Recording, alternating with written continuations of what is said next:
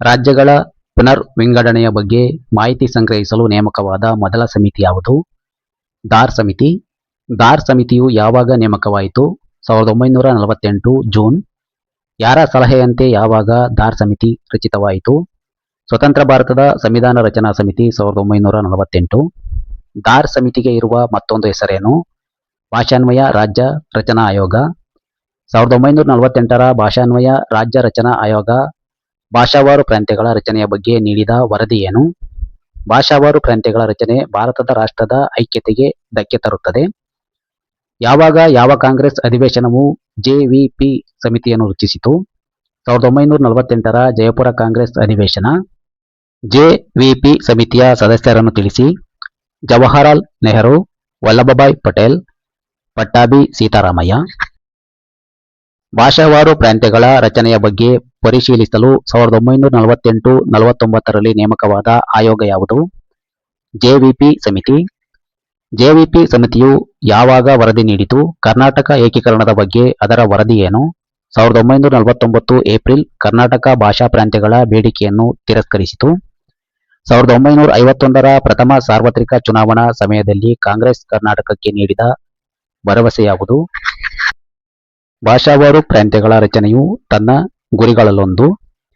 ಕೇಂದ್ರ ಸರ್ಕಾರ ಕರ್ನಾಟಕ ಏಕೀಕರಣದ ಕಡೆ ಗಮನ ನೀಡದಿದ್ದಾಗ ಕರ್ನಾಟಕದಲ್ಲಿ ಅದನ್ನು ವಿರೋಧಿಸಿ ಜನ್ಮ ತಾಳಿದ ಪಕ್ಷ ಯಾವುದು?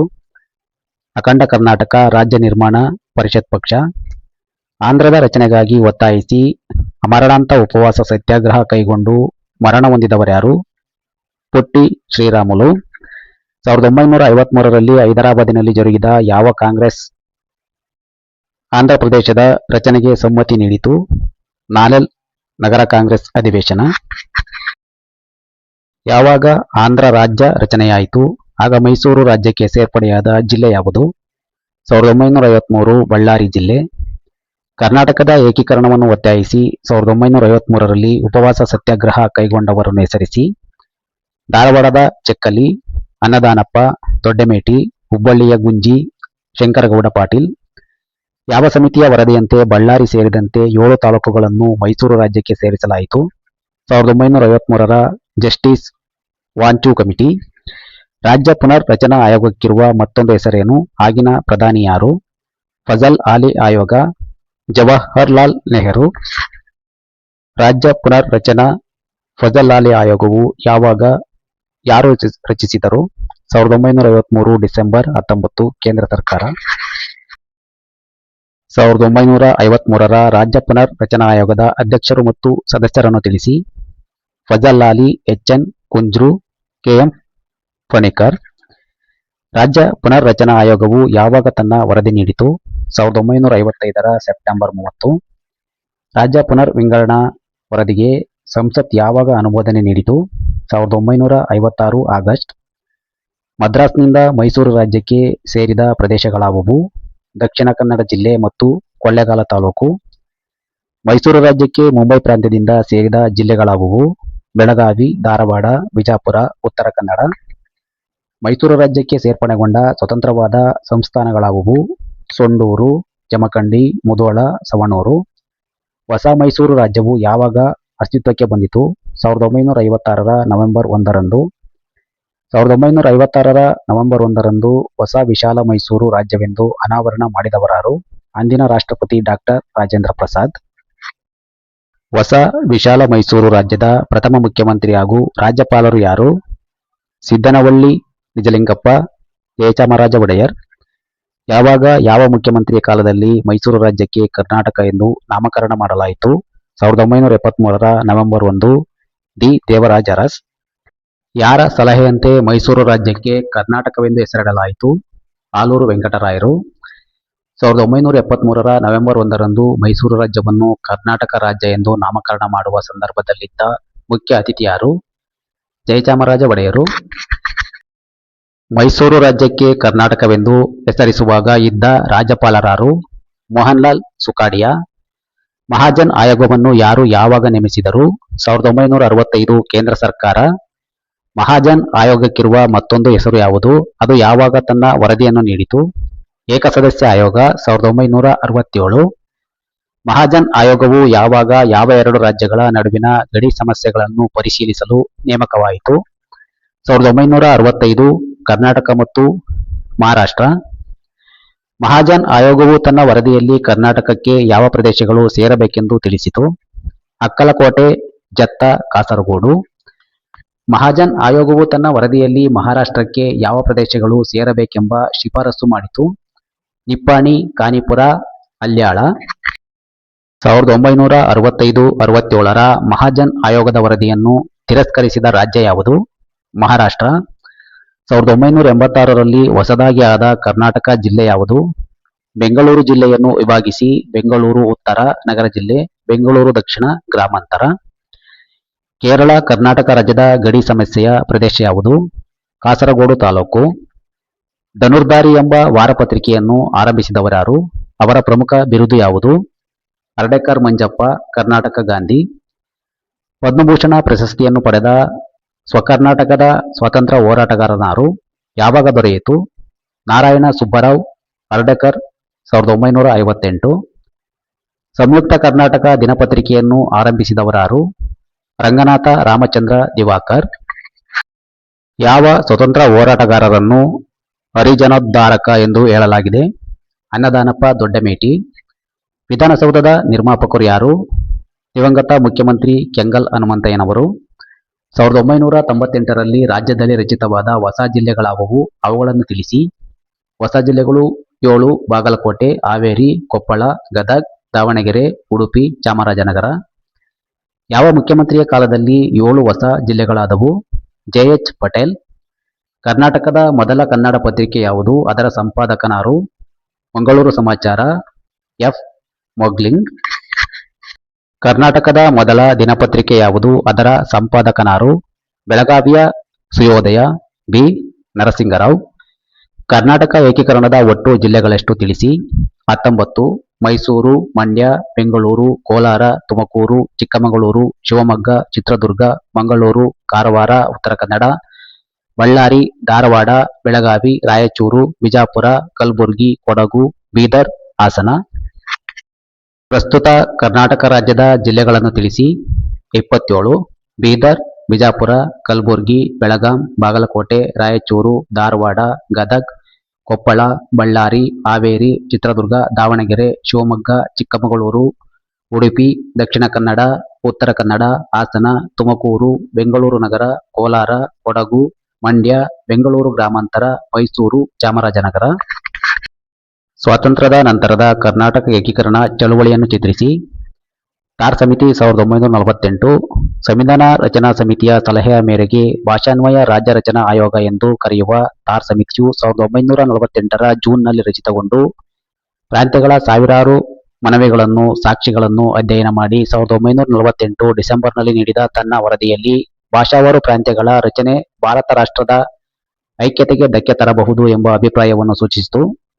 ಏಕೀಕರಣಕ್ಕೆ ಪ್ರತಿಕೂಲವಾದ ಈ ಆಯೋಗದ ವರದಿಯನ್ನು ಕರ್ನಾಟಕ ಹಾಗೂ ಆಂಧ್ರದವರು ವಿರೋಧಿಸಿದರು. ಜೆವಿಪಿ ಸಮಿತಿ 1949. 1948ರ ಜಯಪುರ ಕಾಂಗ್ರೆಸ್ ಅಧಿವೇಶನದಲ್ಲಿ ತಾರ್ ಆಯೋಗದ ವರದಿಯನ್ನು ಖಂಡಿಸಿ ಸಮಸ್ಯೆಯ ಇತ್ಯರ್ಥಕ್ಕೆ ಜವಾಹರಲಾಲ್ ನೆಹರು, ವಲ್ಲಭಾಯ್ ಪಟೇಲ್ ಹಾಗೂ ಪಟ್ಟಾಭಿ ಸೀತಾರಾಮಯ್ಯ ಅವರನ್ನೊಳಗೊಂಡ ಜೆವಿಪಿ ಸಮಿತಿಯು 1949ರಲ್ಲಿ ರಚಿತವಾಯಿತು. ಮನವಿಗಳನ್ನು ಪರಿಶೀಲಿಸಿದ ಈ ಸಮಿತಿಯು ತನ್ನ ವರದಿಯಲ್ಲಿ ಆಂಧ್ರ ಪ್ರಾಂತ್ಯ ರಚನೆಯನ್ನು ಮಾನ್ಯ ಮಾಡಿ ಇತರ ಭಾಷಾ ಪ್ರಾಂತ್ಯಗಳ ಬೇಡಿಕೆಯನ್ನು ತಿರಸ್ಕರಿಸಿತು. ಇದನ್ನು ವಿರೋಧಿಸಿ ಮುಂಬೈ ಕರ್ನಾಟಕ ಹಾಗೂ ದಕ್ಷಿಣ ಕನ್ನಡ ಜಿಲ್ಲೆಯ ಬಹುಸಂಖ್ಯಾತ ಕಾಂಗ್ರೆಸ್ ಶಾಸಕರು ತಮ್ಮ ರಾಜೀನಾಮೆಗಳನ್ನು ಕರ್ನಾಟಕ ಪ್ರಾದೇಶಿಕ ಕಾಂಗ್ರೆಸ್ ಸಮಿತಿಗೆ ಸಲ್ಲಿಸಿದರೆ ಮಹಾರಾಷ್ಟ್ರ, ತಮಿಳುನಾಡು, ವಿದರ್ಭ, ಕರ್ನಾಟಕ, ಕೇರಳ, ಆಂಧ್ರ ಮತ್ತು ನಾಗಪುರ ಪ್ರತಿನಿಧಿಗಳು ಮೈಸೂರಿನಲ್ಲಿ ಸಭೆ ಸೇರಿ ಭಾಷಾವಾರು ಪ್ರಾಂತ್ಯ ರಚನೆಗೆ ಕೇಂದ್ರವು ಸೂಕ್ತ ಕ್ರಮ ಕೈಗೊಳ್ಳಬೇಕೆಂದು ಒತ್ತಾಯಿಸಿದ ಪರಿಣಾಮವಾಗಿ 1951ರ ಚುನಾವಣಾ ಪ್ರಣಾಳಿಕೆಯಲ್ಲಿ ಕಾಂಗ್ರೆಸ್ ಭಾಷಾವಾರು ಪ್ರಾಂತ್ಯಗಳ ರಚನೆಯು ತನ್ನ ಗುರಿಗಳಲ್ಲಿ ಒಂದೆಂದು ಘೋಷಿಸಿತು. ನಾನಲ್ ನಗರ ಕಾಂಗ್ರೆಸ್ ಅಧಿವೇಶನ 1953. ಆಂಧ್ರ ರಾಜ್ಯ ನಿರ್ಮಾಣವನ್ನು ಒತ್ತಾಯಿಸಿ ಪೊಟ್ಟಿ ಶ್ರೀರಾಮುಲು ಎಂಬ ಆಂಧ್ರದ ಮುಖಂಡ ಉಪವಾಸ ಸತ್ಯಾಗ್ರಹದಿಂದ ನಿಧನರಾದ ತರುವಾಯ ಪ್ರಧಾನಿ ನೆಹರೂರವರು ಆಂಧ್ರ ರಾಜ್ಯ ನಿರ್ಮಾಣಕ್ಕೆ ಸರ್ಕಾರ ನಿರ್ಧರಿಸಿದೆ ಎಂದು ತಿಳಿಸಿದರು. ಅದರಂತೆ 1953ರ ನಾನಲ್ ನಗರ ಕಾಂಗ್ರೆಸ್ ಅಧಿವೇಶನದಲ್ಲಿ ಆಂಧ್ರ ರಾಜ್ಯವನ್ನಲ್ಲದೆ ಬೇರೆ ಯಾವ ಪ್ರಾಂತ್ಯ ರಚನೆಯನ್ನು ಕೈಗೊಳ್ಳಲಿಲ್ಲ. ಆಂಧ್ರ ರಾಜ್ಯ ರಚನಾ ವೇಳೆಯಲ್ಲಿ ಬಳ್ಳಾರಿಯೂ ಸೇರಿದಂತೆ 7 ತಾಲೂಕುಗಳು ಮೈಸೂರು ರಾಜ್ಯಕ್ಕೆ ಸೇರಲ್ಪಟ್ಟವು. ಆದರೆ ಮೈಸೂರಿನ ಪ್ರತಿನಿಧಿಗಳು ಪ್ರಬಲವಾಗಿ ಪ್ರತಿಭಟಿಸಿದರು. ರಾಜ್ಯ ಪುನರ್ರಚನಾ ಆಯೋಗ, ಫಜಲ್ ಅಲಿ ಆಯೋಗ 1953 ಡಿಸೆಂಬರ್ 29, 1955 ಸೆಪ್ಟೆಂಬರ್ 30. ಕೇಂದ್ರ ಸರ್ಕಾರವು 1953 ಡಿಸೆಂಬರ್ 29ರಂದು ರಾಜ್ಯ ಪುನರ್ರಚನಾ ಆಯೋಗವನ್ನು ನೇಮಿಸಿತು. ಸರ್ವೋಚ್ಚ ನ್ಯಾಯಾಲಯದ ನ್ಯಾಯಾಧೀಶರಾದ ಫಜಲ್ ಅಲಿ ಅವರು ಅಧ್ಯಕ್ಷರಾಗಿಯೂ ಸದಸ್ಯರುಗಳಾಗಿ ಎಚ್.ಎನ್. ಕುಂಜ್ರು ಹಾಗೂ ಕೆ.ಎಂ. ಫಣಿಕ್ಕಿ ಇರುವ ಈ ಆಯೋಗವನ್ನು ಫಜಲ್ ಅಲಿ ಆಯೋಗವೆಂದು ಕರೆಯಲಾಗಿದೆ. ಪ್ರಾಂತ್ಯಗಳ ಪುನರ್ರಚನೆಯ ಅಧ್ಯಯನಕ್ಕೆ ಕೇವಲ ಭಾಷೆಯನ್ನು ಆಧಾರವಾಗಿರಿಸಿಕೊಳ್ಳದೆ ಸಾಂಸ್ಕೃತಿಕ, ಆರ್ಥಿಕ ಮತ್ತು ರಾಜಕೀಯ ಹಿತವನ್ನು ಕೂಲಂಕುಷವಾಗಿ ಚರ್ಚಿಸಿ, ರಾಷ್ಟ್ರದಾದ್ಯಂತ ಪ್ರವಾಸ ಮಾಡಿ, ಲಕ್ಷಾಂತರ ಜನರನ್ನು ಸಂದರ್ಶಿಸಿ, ಅವರ ಮನವಿಗಳನ್ನು ಕೇಳಿ ಅಂತಿಮವಾಗಿ 1955 ಸೆಪ್ಟೆಂಬರ್ 30ರಂದು ತನ್ನ ವರದಿಯನ್ನು ನೀಡಿತು. ಈ ವರದಿಯನ್ನು ಕೇಂದ್ರದ ಸಂಸತ್ 1956ರ ಆಗಸ್ಟ್ ರಂದು ಅನುಮೋದನೆಯನ್ನು ನೀಡಿತು. ಆಯೋಗದ ವರದಿಯು ಸೂಚಿಸಿದ ಅಂಶಗಳಲ್ಲಿ ಕೆಲವು ಬದಲಾವಣೆಗಳೊಂದಿಗೆ ಏಕೀಕರಣಗೊಂಡ ಹೊಸ ವಿಶಾಲ ಮೈಸೂರು 1956 ನವೆಂಬರ್ 1ರಂದು ಅಸ್ತಿತ್ವಕ್ಕೆ ಬಂದಿತು. ಆ ಪ್ರಕಾರ ಈ ಕೆಳಗಿನ ಪ್ರದೇಶಗಳು ವಿಶಾಲ ಮೈಸೂರು ರಾಜ್ಯಕ್ಕೆ ಸೇರಿದವು. ಬಹುದಿನಗಳ ಕನ್ನಡಿಗರ ಆಸೆಯು ಈಡೇರಿದಂತಾಯಿತು ಎನ್ನಬಹುದು. 1. ಹಳೆಯ ಮೈಸೂರು ರಾಜ್ಯದ 10 ಜಿಲ್ಲೆಗಳು: ಮೈಸೂರು, ಬೆಂಗಳೂರು, ಕೋಲಾರ, ತುಮಕೂರು, ಮಂಡ್ಯ, ಚಿಕ್ಕಮಗಳೂರು, ಹಾಸನ, ಶಿವಮೊಗ್ಗ, ಚಿತ್ರದುರ್ಗ. ಬಳ್ಳಾರಿ 1953ರಲ್ಲೇ ಸೇರ್ಪಡೆಯಾಗಿತ್ತು.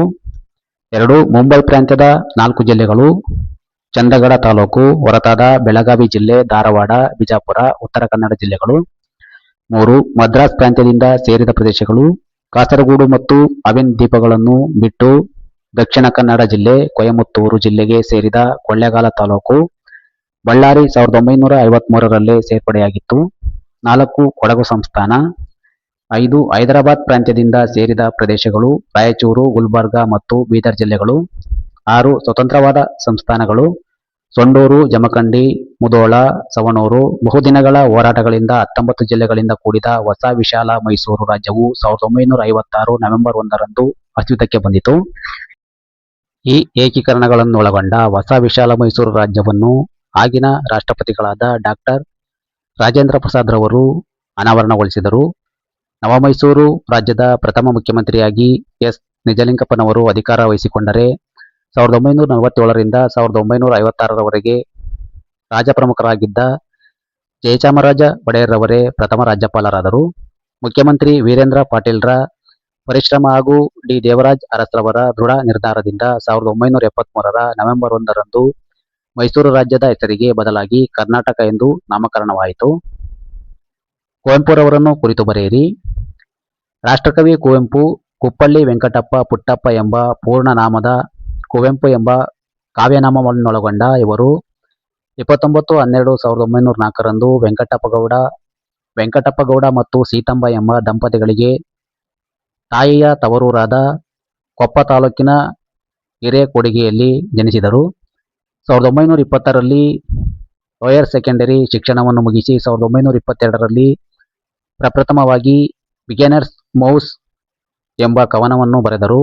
1927ರಲ್ಲಿ BA ಪದವಿಯನ್ನು ಗಳಿಸಿದ ಇವರು 1928ರಲ್ಲಿ ಬೆಂಗಳೂರಿನಲ್ಲಿ ವಿದ್ಯಾರ್ಥಿ ಕವಿ ಸಮ್ಮೇಳನದ ಅಧ್ಯಕ್ಷತೆಯನ್ನು ನೆರವೇರಿಸಿದರು. 1929ರಲ್ಲಿ ಮೈಸೂರು ವಿಶ್ವವಿದ್ಯಾನಿಲಯದಲ್ಲಿ MA ಕನ್ನಡ ಪದವಿಯನ್ನು ಮುಗಿಸಿದ ಇವರು 1933ರಲ್ಲಿ ಹುಬ್ಬಳ್ಳಿಯಲ್ಲಿ ಜರುಗಿದ ಕನ್ನಡ ಸಾಹಿತ್ಯ ಸಮ್ಮೇಳನದ ಕವಿಗೋಷ್ಠಿಯ ಅಧ್ಯಕ್ಷತೆಯನ್ನು ನಿರ್ವಹಿಸಿದರು.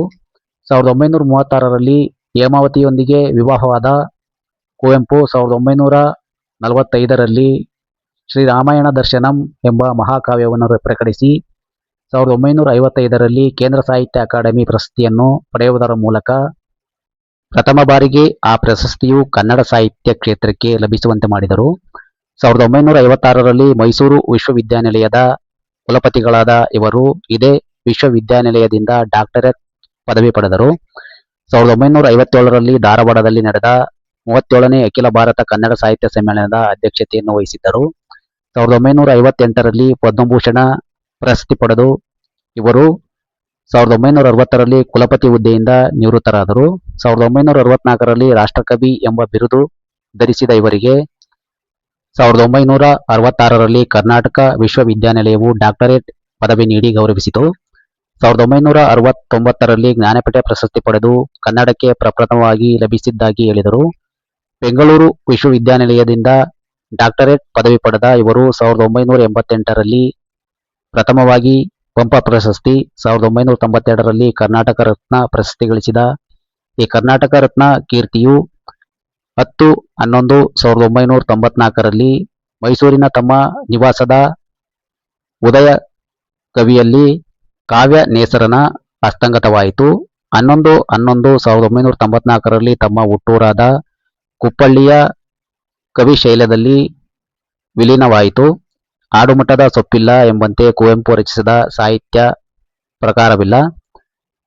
ಕಾವ್ಯ, ಮಹಾಕಾವ್ಯ, ಕತೆ, ಕಾದಂಬರಿ, ನಾಟಕ, ವಿಮರ್ಶೆ, ಜೀವನ ಚರಿತ್ರೆ, ಸಂಬಂಧ, ಹರಟೆ, ಶಿಶು ಸಾಹಿತ್ಯ, ವಿಚಾರ ಸಾಹಿತ್ಯ, ಸಂಪಾದನಾ ಇತ್ಯಾದಿ ಸಾಹಿತ್ಯ ಪ್ರಕಾರಗಳಲ್ಲಿ ಸಾಹಿತ್ಯ ರಚನೆ ನಡೆಸಿದ ಇವರು ಮಹಾಕಾವ್ಯವಾದ ಶ್ರೀರಾಮಾಯಣ ದರ್ಶನಂ, ಕಾದಂಬರಿಗಳಾದ ಕಾನೂರು ಹೆಗ್ಗಡತಿ, ಮಲೆಗಳಲ್ಲಿ ಮದುಮಗಳು, ಹಲವು ನಾಟಕಗಳಾದ ಸ್ಮಶಾನ, ಕುರುಕ್ಷೇತ್ರ, ಮಹಾರಾತ್ರಿ, ಜಲಗಾರ, ಶೂದ್ರ ತಪಸ್ವಿ, ಬೆರಳ್ಗೆ ಕೊರಳ್ ಇವೇ ಮೊದಲಾದವುಗಳನ್ನು ರಚಿಸಿದರು. ಕರ್ನಾಟಕ ಏಕೀಕರಣ ಚಳುವಳಿಗೆ ಜೈ ಭಾರತ ಜನನಿಯ ತನುಜಾತೆ, ಜೈ ಹೇ ಕರ್ನಾಟಕ ಮಾತೆ, ನೀ ಮೆಟ್ಟುವ ನೆಲ ಕನ್ನಡವಾಗಲಿ ಎಂಬ ಭಕ್ತಿಗೀತೆಯನ್ನು ರಚಿಸಿದರು. ವಚನ ಸಾಹಿತ್ಯ ಎಂದರೇನು? ಇಂದಿನ ಕನ್ನಡ ಸಾಹಿತ್ಯದಲ್ಲಿ ಅದರ ಸ್ಥಾನವೇನು? ಗದ್ಯದ ವೈಚಾರಿಕತೆ, ಪದ್ಯದ ಮಾಧುರ್ಯ ಈ ಎರಡನ್ನು ಒಳಗೊಂಡ ನುಡಿಮುತ್ತುಗಳನ್ನು ವಚನ ಸಾಹಿತ್ಯ ಎಂದು ಕರೆಯಲಾಗಿದೆ. ಶಿವಶರಣರು ರಚಿಸಿದ ಲಯಬದ್ಧವಾದ ಗದ್ಯ ಸಾಹಿತ್ಯವೇ ರಚನಾ ಸಾಹಿತ್ಯವಾಗಿದೆ. ಕ್ರಿಸ್ತಶಕ 12ನೇ ಶತಮಾನದ ವಚನ ಸಾಹಿತ್ಯ ಪರಂಪರೆಯು ಇಂದಿಗೂ ಮುಂದುವರೆದುಕೊಂಡು ಬಂದಿದೆ. ಕನ್ನಡ ನಾಡಿನ ಇತಿಹಾಸದಲ್ಲೇ ಸಾಂಸ್ಕೃತಿಕ ಹಾಗೂ ಸಾಹಿತ್ಯಿಕವಾಗಿ ಮಹತ್ತರವಾದ ಬದಲಾವಣೆಗಳನ್ನು ವಚನ ಸಾಹಿತ್ಯದ ಮೂಲಕ ಕ್ರಾಂತಿಯನ್ನು ಮಾಡಿದೆ. ಕಾರಣ ವಚನಕಾರರಲ್ಲಿದ್ದ ಬದ್ಧತೆ, ಆದರ್ಶ, ತತ್ವ, ಸಿದ್ಧಾಂತ, ಸಾಮಾಜಿಕವಾದ ಕಳಕಳಿ, ವೈಚಾರಿಕವಾದ ನಿಲುವು ಇಂತಹ ಧ್ಯೇಯೋದ್ದೇಶಗಳು ಇಂದಿಗೂ ಪ್ರಸ್ತುತ. ಆದ್ದರಿಂದ ವಚನ ಸಾಹಿತ್ಯದ ದಾಟಿಯ ಮೂಲಕ ಆಧುನಿಕ ಕನ್ನಡ ಸಾಹಿತ್ಯದ ರಚನಾಕಾರರು ಸಾಹಿತ್ಯವನ್ನು ರಚಿಸಿದ್ದಾರೆ. ಆಧುನಿಕ ವಚನ ಸಾಹಿತ್ಯದಲ್ಲಿ ಡಾಕ್ಟರ್ ಸಿದ್ದಯ್ಯ ಪುರಾಣಿಕ ಹಾಗೂ ಶ್ರೀ ಎಸ್. ವಿ. ರಂಗಣ್ಣನವರು ಮೇರು ಪುರುಷರು. ಪೌರಾಣಿಕರ ವಚನೋಭ್ಯಾಸ ಹಾಗೂ ರಂಗಣ್ಣನವರ ರಂಗಭಿನ್ನಪ ಇವುಗಳು ಆಧುನಿಕ ವಚನ ಸಾಹಿತ್ಯವಾಗಿದೆ. ಸಿದ್ದಯ್ಯ ಪುರಾಣಿಕರಲ್ಲದೆ ಅನೇಕ ಆಧುನಿಕ ಹಾಗೂ ಇತ್ತೀಚಿನ ಬರಹಗಾರರು ವಚನ ಸಾಹಿತ್ಯದ ದಾಟಿಯಲ್ಲಿಯೇ ಸಾಹಿತ್ಯವನ್ನು ರಚಿಸಿದ್ದಾರೆ. ವೈಚಾರಿಕತೆ ಇವರೆಲ್ಲರ ಸಾಹಿತ್ಯದ ವಸ್ತುವಾಗಿದೆ. ವಿಡಿಯೋ ಇಷ್ಟ ಆದರೆ ಲೈಕ್ ಮಾಡಿ, ಶೇರ್ ಮಾಡಿ, ಸಬ್ಸ್ಕ್ರೈಬ್ ಮಾಡಿ.